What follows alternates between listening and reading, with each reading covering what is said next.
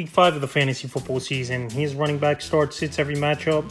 This week, Thursday Night Football, Tampa Bay Buccaneers at the Atlanta Falcons. So an NFC South matchup between these two teams. Rachaad White, Bucky Irvin, both split in the backfield over the last couple weeks. They're both flex options for me. I know this matchup is a pretty decent matchup where we've seen running backs have success this season versus this Atlanta Falcon team. But I believe Bucky Irvin, Rachaad White, you don't know what you're going to get weekly from these two running backs, where this is a pass-first offense with great wide receivers like Mike Evans and Chris Godwin. And Bucky Irvin last week found the end zone where he got the goal line touch, for Rachaad White had his best game of the year in terms of yard per carry with 10 carries, 49 yards. And we know White's a better receiving back out of the backfield. So this week going into Thursday night, with these games usually high scoring, they're both flex options to me. Bijan Robinson to start. I know the numbers haven't been elite where many fantasy owners took him this season. Bijan Robinson still put up double-digit fantasy points in every game this season in PPR leagues. I think after getting out-touched by Tyler Algier,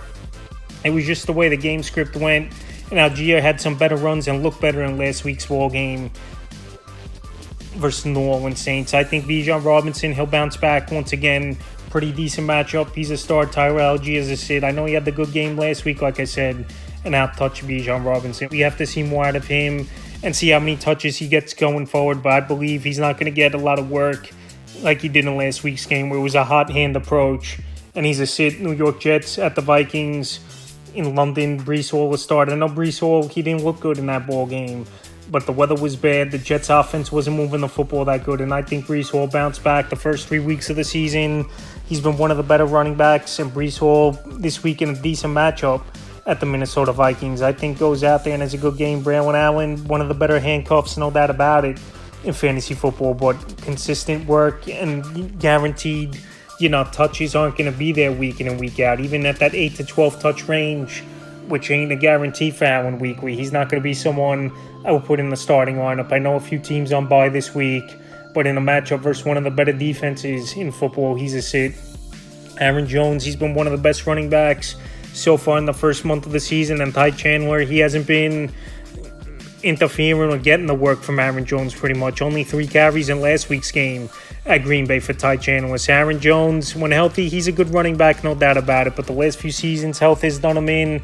But this week, you got to put him in the lineup. He's playing good football. I know the matchup isn't all that great, but like I said, a top 10 option all season. Carolina Panthers at the Bears. Chuba Hubbard is starting this ball game. Chuba Hubbard, 2 games in a row over 100 yards and found the end zone for this Carolina Panther team. And he was someone not doing anything the first couple weeks of the season. Then week 3, he went out there at Vegas, went over 120 yards with 5 catches, 55 yards, and found the end zone. And then last week in the loss versus the Bengals, went over 100 yards with 104 rushing in that ball game, found the end zone. So Chuba Hubbard trying to keep this starting job, and we know Jonathan Brooks back sooner than later for Carolina. But with a guy going out there 2 games in a row going over 100 yards, he's a start. Even in a mediocre to tough matchup to the Bears, DeAndre Swift had that breakout performance with 29 fantasy points in PPR leagues for this Chicago Bear team. And the impressive thing about Swift was 7 catches, 72 yards, I thought, in that one. And he was making plays all over the field. So Swift looks like the guy, once again, where it was a 3-headed committee, it looked like a little bit for Chicago. But coming off a good game like that, and this week a great matchup versus the Carolina Panthers, you got to put Swift in the lineup. Roschon Johnson is sit. I know he got the goal line touch. Khalil Herbert pretty much was phased out. But like I said, Swift had a majority of the touches in that ball game, where Johnson came in for 7 carries, like I said, and found the end zone. But he's tough to trust. He's a sit, with Swift being the leader. Cleveland Browns at the Commanders. I know Nick Chubb's returning to practice this week, but we don't know for sure if he's playing in this game. But I think he's going to be out at least another week or 2.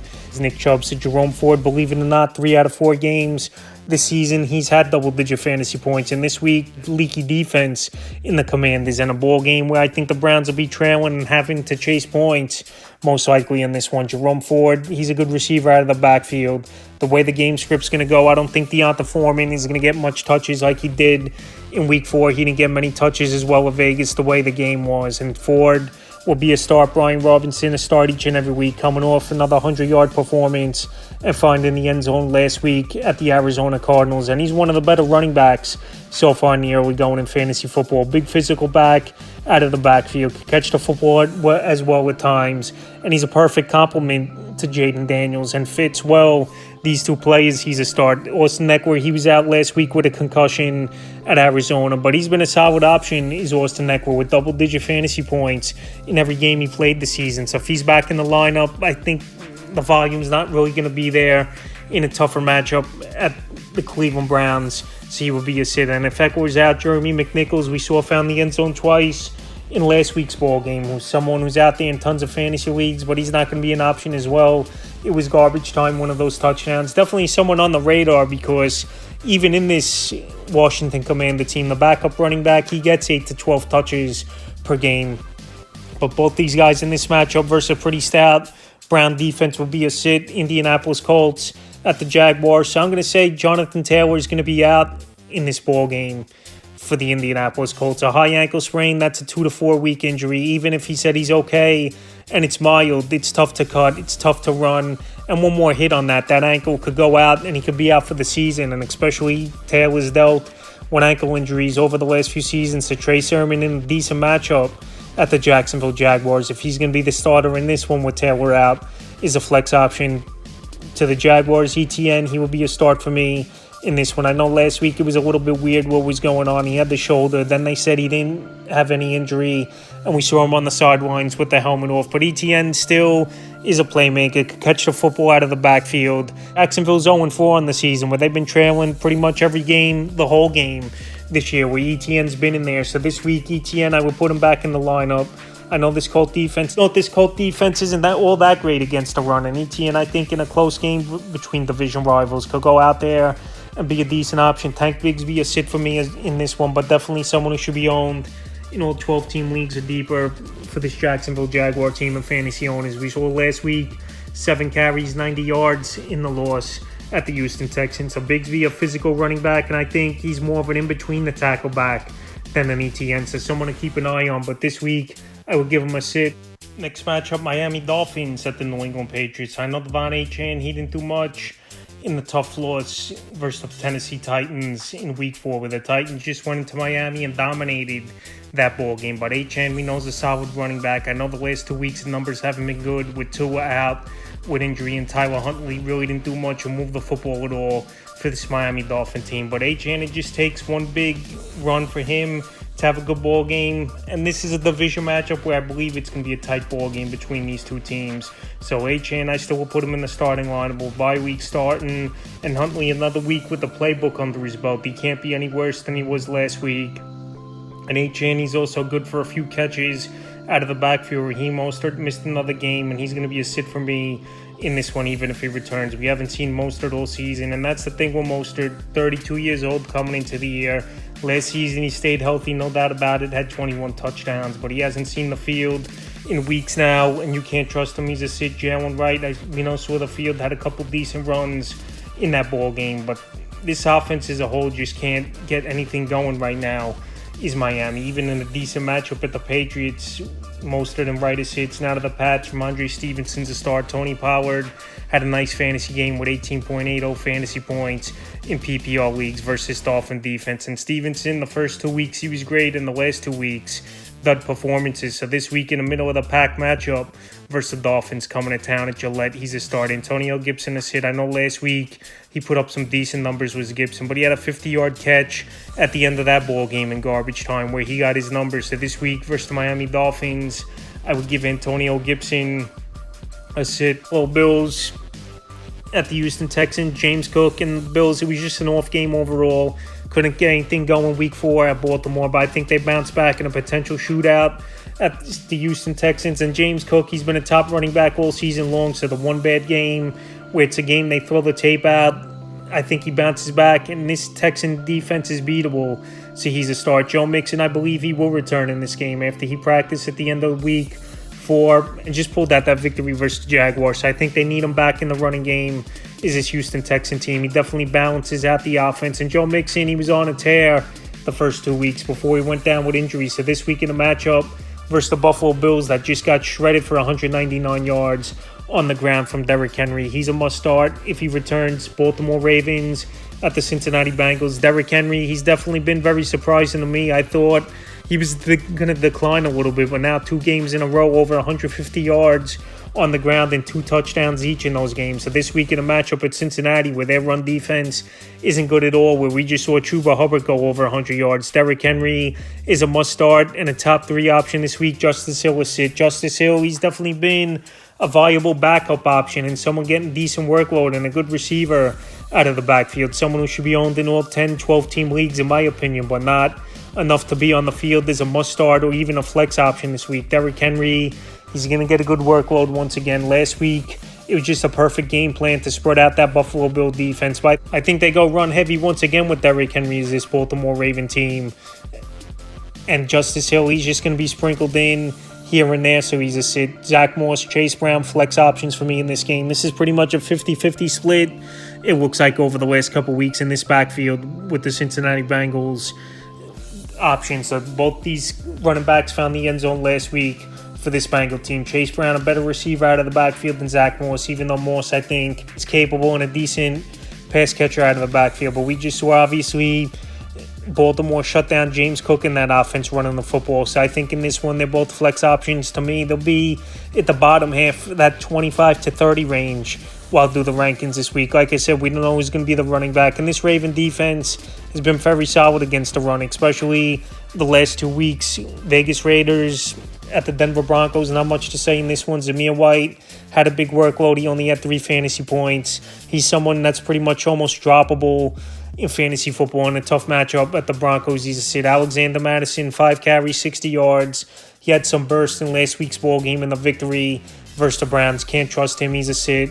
And out to Denver, Javonte Williams, Jaleel McLaughlin. They were getting out-touched early in that game at the Jets by Tyler Beatty before he went down with a bad back injury and got stretchered off. And both these running backs I can't really have trust in. I know McLaughlin finally broke out with a big yards per carry ball game, and we know this Raider defense isn't all that great, but even in a week where bye week start here in week 5 and 4 teams aren't playing, both these players are sits to me. Arizona Cardinals at the 49ers, both these running backs, they're top 10, 15 options worst case, even though in my opinion Jordan Mason is a top 5-8 option weekly. James Conner, big game last week, even in a blowout loss versus the Washington Commanders. He's a must start even in a tough matchup. Jordan Mason, what a fill-in. And they haven't missed a beat in the running game with Christian McCaffrey out. Well, Mason with 3 games, over 100 yards on the ground in the first 4. So this week in a matchup versus a weak Cardinal defense, he's a must-start. New York Giants at the Seattle Seahawks. Devin Singletary, he's been solid for the most part this season. But last week versus a banged-up Dallas Cowboy defense, he only went out there, had 4.80 fantasy points. And we know the Seattle team, I think they're going to go out there once again and play good football and let Daniel Jones try to beat him. I know Jahmyr Gibbs and David Montgomery had great ball games versus them in the Week 4 loss in that shootout at Detroit, but this Giant offense is nowhere near, obviously, that Detroit Lion offense where they got tons of weapons. Amon-Ra St. Brown, Laporta, Jameson Williams, Gibbs, and Montgomery in the backfield. Like I said, last week was a tough ball game for Singletary, and I think this week, this Seattle defense, they're going to put the Giants in bad situations, especially with the 12th man behind them. And I have Singletary as a sit. Kenneth Walker, he's a must start. After last week, he came back with a vengeance after missing week 2 and week 3 with the oblique injury. And Kenneth Walker went out there, had the monster performance, and he only had 16 touches total to get it. 12 carries, 80 yards, 3 rushing touchdowns, and 4 catches, 36 yards on 5 targets. Kenneth Walker coming into the year, I thought he was a decent 3rd, 4th round pick for fantasy owners, and coming back with a big ball game. So far in 2 games we've seen from Walker, he's had big games in week 1 versus Denver, 103 yards and a rushing touchdown.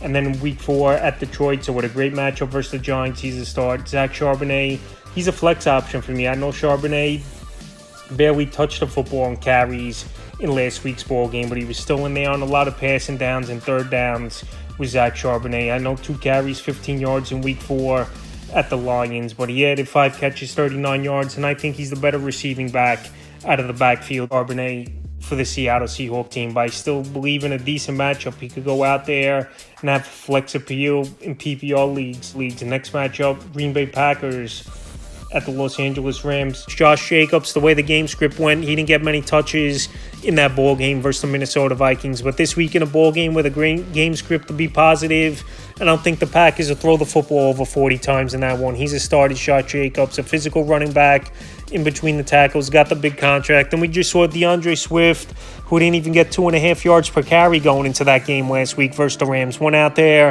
and had a monster performance. Kyren Williams, a must start. He's the engine to this offense right now for this Los Angeles Ram team. And we just saw Aaron Jones pop off for a big ball game versus the Green Bay Packers. So Kyren, he's a top option weekly and a must start. Dallas Cowboys, the Pittsburgh Steelers Sunday night.